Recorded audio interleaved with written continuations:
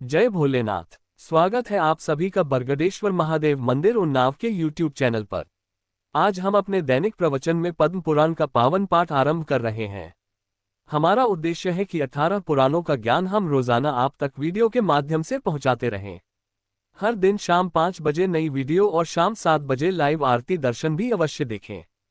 चलिए भक्तिपूर्ण यात्रा की ओर बढ़ते हैं। जय भोलेनाथ। ओम श्री परमात्मने नमः। संक्षिप्त पद्म पुराण स्वर्गखंड सुगंध आदि तीर्थों की महिमा तथा काशीपुरी का महात्म्य। अध्याय 83। नारद जी कहते हैं, राजेंद्र, तदनंतर तीर्थयात्री पुरुष विश्वविख्यात सुगंध नामक तीर्थ की यात्रा करे। वहां सब पापों से चित्त शुद्ध हो जाने पर वह ब्रह्मलोक में प्रतिष्ठित होता है। तत्पश्चात रुद्रावर्त तीर्थ में जाए। वहां स्नान करके मनुष्य स्वर्गलोक में सम्मानित होता है। नरश्रेष्ठ, गंगा और सरस्वती के संगम में स्नान करने वाला पुरुष अश्वमेध यज्ञ का फल प्राप्त करता है। वहां कर्णहृदय में स्नान और भगवान शंकर की पूजा करके मनुष्य कभी दुर्गति में नहीं पड़ता। इसके बाद क्रमशः कुब्जाम्रक तीर्थ को प्रस्थान करना चाहिए। वहां स्नान करने से सहस्र गोदान का फल मिलता है और मनुष्य स्वर्गलोक में जाता है। राजन, इसके बाद अरुंधतीवट में पर बढ़ा जाना चाहिए। वहां समुद्र के जल में स्नान करके 3 रात तक उपवास करने वाला मनुष्य सहस्त्र गोदानों का फल पाता और स्वर्गलोक को जाता है। तदनंतर ब्रह्मावर्त तीर्थ की यात्रा करे। वहां ब्रह्मचर्य का पालन करते हुए एकाग्रचित हो स्नान करने से मनुष्य अश्वमेध यज्ञ का फल पाता और स्वर्गलोक में जाता है। उसके बाद यमुना प्रभाव नामक तीर्थ में जाए। वहां यमुना जल में स्नान करने से मनुष्य अश्वमेध यज्ञ का फल पाकर ब्रह्मलोक में प्रतिष्ठित होता है। दरवी संक्रमण नामक तीर्थ तीनों लोकों में विख्यात है। वहां पहुंचकर स्नान करने से अश्वमेध यज्ञ के फल और स्वर्गलोक की प्राप्ति होती है। भृगुतुंड तीर्थ में जाने से भी अश्वमेध यज्ञ का फल मिलता है। वीर प्रमोक्ष नामक तीर्थ की यात्रा करके मनुष्य सब पापों से छुटकारा पा जाता है। कृत्तिका और मघा के दुर्लभ तीर्थ में जाकर पुण्य करने वाला पुरुष अग्निष्टोम और अतिरात्र यज्ञों का फल पाता है। तत्पश्चात संध्या तीर्थ में जाकर जो परम उत्तम विद्या तीर्थ में स्नान करता है वह संपूर्ण विद्याओं में पारंगत होता है। महाश्रम तीर्थ सब पापों से छुटकारा दिलाने वाला है।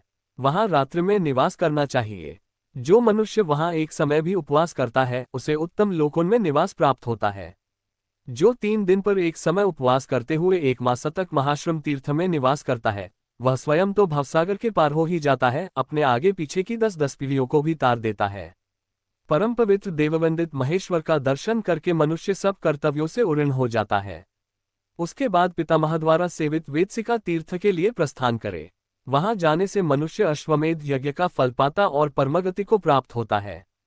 तत्पश्चात ब्राह्मणिका तीर्थ में जाकर ब्रह्मचर्य का पालन करते हुए एकाग्रचित हो स्नानादि करने से मनुष्य कमल के समान रंग वाले विमान पर बैठकर ब्रह्मलोक को जाता है। उसके बाद द्विजों द्वारा सेवित पुण्य में नैमिष तीर्थ की यात्रा करे। वहां ब्रह्माजी देवताओं के साथ सदा निवास करते हैं। नैमिष तीर्थ में जाने की इच्छा करने वाले का ही आधा पाप नष्ट हो जाता है तथा उसमें प्रविष्ट हुआ मनुष्य सब पापों से मुक्त हो जाता है। भारत, धीर पुरुष को उचित है कि वह तीर्थ सेवन में तत्पर हो 1 मास तक नैमिषारण्य में निवास करे। भूमंडल में जितने तीर्थ हैं वे सभी नैमिषारण्य में विद्यमान रहते हैं। जो वहां स्नान करके नियम पूर्वक रहते हुए नियमानुकूल आहार ग्रहण करता है वह मानव राजसूय यज्ञ का फल पाता है। इतना ही नहीं, वह अपने कुल की 7 पीढ़ियों को पवित्र कर देता है। गंगोद्भेद तीर्थ में जाकर 3 रात तक उपवास करने वाला मनुष्य वाजपेय यज्ञ का फल पाता और सदा के लिए ब्रह्मस्वरूप हो जाता है। सरस्वती के तट पर जाकर देवता और पितरों का तर्पण करना चाहिए। ऐसा करने वाला पुरुष सारस्वत लोकों में जाकर आनंद भोगता है, इसमें तनिक भी संदेह नहीं है। तत्पश्चात बहुधा नदी की यात्रा करे। वहां 1 रात निवास करने वाला मनुष्य स्वर्गलोक में प्रतिष्ठित होता है और उसे देवसत्व नामक यज्ञ का फल मिलता है। इसके बाद सरयू नदी के उत्तम तीर्थ गोप्रतार गुप्तार घाट पर जाना चाहिए। जो मनुष्य उस तीर्थ में स्नान करता है वह सब पापों से शुद्ध होकर स्वर्गलोक में पूजित होता है। कुरुनंदन, गोमती नदी के रामतीर्थ में स्नान करके मनुष्य अश्वमेध यज्ञ का फल पाता और अपने कुल का उद्धार कर देता है। वहीं शतसहस्रक नाम का तीर्थ है जो वहां स्नान करके नियम से रहता और नियमानुकूल भोजन करता है उसे सहस्त्र गोदानों का पुण्य फल प्राप्त होता है। धर्मज्ञ युधिष्ठिर, वहां से ऊर्ध्वस्थान नामक उत्तम तीर्थ में जाना चाहिए। वहां कोटतीर्थ में स्नान करके कार्तिकेय जी का पूजन करने से मनुष्य को सहस्र गोदानों का फल मिलता है तथा वह तेजस्वी होता है। उसके बाद काशी में जाकर भगवान शंकर की पूजा और कपिला कुंड में स्नान करने से राजसूय यज्ञ का फल प्राप्त होता है। युधिष्ठिर बोले, मुने, आपने काशी का महात्म्य बहुत थोड़े में बताया है, उसे कुछ विस्तार के साथ कहिए। नारद जी ने कहा, राजन, मैं इस विषय में एक संवाद सुनाऊंगा जो वाराणसी के गुणों से संबंध रखने वाला है। उस संवाद के श्रवण मात्र से मनुष्य ब्रह्महत्या के पाप से छुटकारा पा जाता है। पूर्व काल की बात है, भगवान शंकर मेरुगिरि के शिखर पर विराजमान थे तथा पार्वती देवी भी वहीं दिव्य सिंहासन पर बैठी थी। उन्होंने महादेव जी से पूछा, भक्तों के दुख दूर करने वाले देवाधिदेव, मनुष्य शीघ्र ही आपका दर्शन कैसे पा सकता है? समस्त प्राणियों के हित के लिए यह बात मुझे बताइए। भगवान शिव बोले, देवी, काशीपुरी मेरा परम गुह्यतम क्षेत्र है। वह संपूर्ण भूतों को संसार सागर से पार उतारने वाली है। वहां महात्मा पुरुष भक्तिपूर्वक मेरी भक्ति का आश्रय ले उत्तम नियमों का पालन करते हुए निवास करते हैं। वह समस्त तीर्थों और संपूर्ण स्थानों में उत्तम है। इतना ही नहीं, अविमुक्त क्षेत्र मेरा परम ज्ञान है।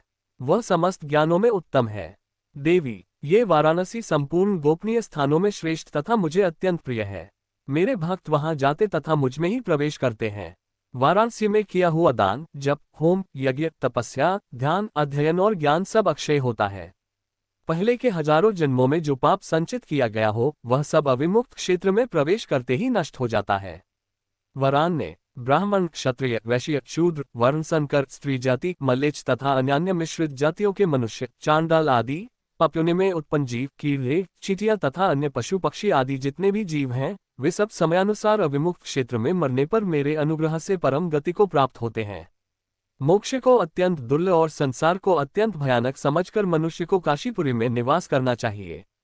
जहां तहां मरने वाले को संसार बंधन से छुड़ाने वाली सद्गति तपस्या से भी मिलनी कठिन है, किंतु वाराणसीपुरी में बिना तपस्या के ही ऐसी गति अनायास प्राप्त हो जाती है। जो विद्वान सैकड़ों विघ्नों से आहत होने पर भी काशीपुरी में निवास करता है, वह उस परम पद को प्राप्त होता है जहां जाने पर शोक से पिंड छूट जाता है। काशीपुरी में रहने वाले जीव जन्म, मृत्यु और वृद्धावस्था से रहित परमधाम को प्राप्त होते हैं। उन्हें वही गति प्राप्त होती है जो पुनः मृत्यु के बंधन में न आने वाले मोक्षाभिलाषी पुरुषों को मिलती है तथा जिसे पाकर जीव कृतार्थ हो जाता है। अविमुक्त क्षेत्र में जो उत्कृष्ट गति प्राप्त होती है वह अन्यत्र दान, तपस्या, यज्ञ और विद्या से भी नहीं मिल सकती। जो चांडाल आदि घृणित जातियों में उत्पन्न है तथा जिनकी देह विशिष्ट पातकों और पापों से परिपूर्ण है, उन सबकी शुद्धि के लिए विद्वान पुरुष अविमुक्त क्षेत्र को ही श्रेष्ठ औषध मानते हैं। अविमुक्त क्षेत्र परम ज्ञान है, अविमुक्त क्षेत्र परम पद है, अविमुक्त क्षेत्र परम तत्व है और अविमुक्त क्षेत्र परम शिव परम कल्याणमय है। जो मरण पर्यंत रहने का नियम लेकर अविमुक्त क्षेत्र में निवास करते हैं, उन्हें अंत में मैं परमज्ञान एवं परमपद प्रदान करता हूँ। वाराणसीपुरी में प्रवेश करके बहने वाली त्रिपथगामिनी गंगा विशेष रूप से सैकड़ों जन्मों का पाप नष्ट कर देती है। अन्यत्र गंगाजी का स्नान, श्राद्ध, दान, तप, जप और व्रत सुलभ है, किंतु वाराणसीपुरी में रहते हुए इन सब का अवसर मिलना अत्यंत दुर्लभ है। वाराणसीपुरी में निवास करने वाला मनुष्य जप, होम, दान एवं देवताओं का नित्य प्रति पूजन करने का तथा निरंतर वायु पीकर रहने का फल प्राप्त कर लेता है। पापी, शठ और अधार्मिक मनुष्य भी यदि वाराणसी में चला जाए तो वह अपने समूचे कुल को पवित्र कर देता है। जो वाराणसीपुरी में मेरी पूजा और स्तुति करते हैं, वे सब पापों से मुक्त हो जाते हैं। देव देवेश्वरी, जो मेरे भक्तजन वाराणसीपुरी में निवास करते हैं, वे एक ही जन्म में परम मोक्ष को पा जाते हैं। परमानंद की इच्छा रखने वाले ज्ञाननिष्ठ पुरुषों के लिए शास्त्रों में जो गति प्रसिद्ध है, वही अविमुक्त क्षेत्र में मरने वाले को प्राप्त हो जाती है। अविमुक्त क्षेत्र में देहावसान होने पर साक्षात परमेश्वर मैं स्वयं ही जीव को तारक ब्रह्म राम नाम का उपदेश करता हूँ। वर्णा और 80 नदियों के बीच में वाराणसीपुरी स्थित है तथा उस पुरी में ही नित्य विमुक्त तत्व की स्थिति है। वाराणसी से उत्तम दूसरा कोई स्थान न हुआ है और न होगा, जहाँ स्वयं भगवान नारायण और देवेश्वर मैं विराजमान हूँ। देवी, जो महापातकी है तथा जो उनसे भी बढ़कर पापाचारी हैं, वे सभी वाराणसीपुरी में जाने से परमगति को प्राप्त होते हैं। इसलिए मुमुक्षु पुरुष को मृत्यु पर्यंत नियम पूर्वक वाराणसीपुरी में निवास करना चाहिए। वहां मुझसे ज्ञान पाकर वह मुक्त हो जाता है, किंतु जिसका चित्त पाप से दूषित होगा, उसके सामने नाना प्रकार के विघ्न उपस्थित होंगे।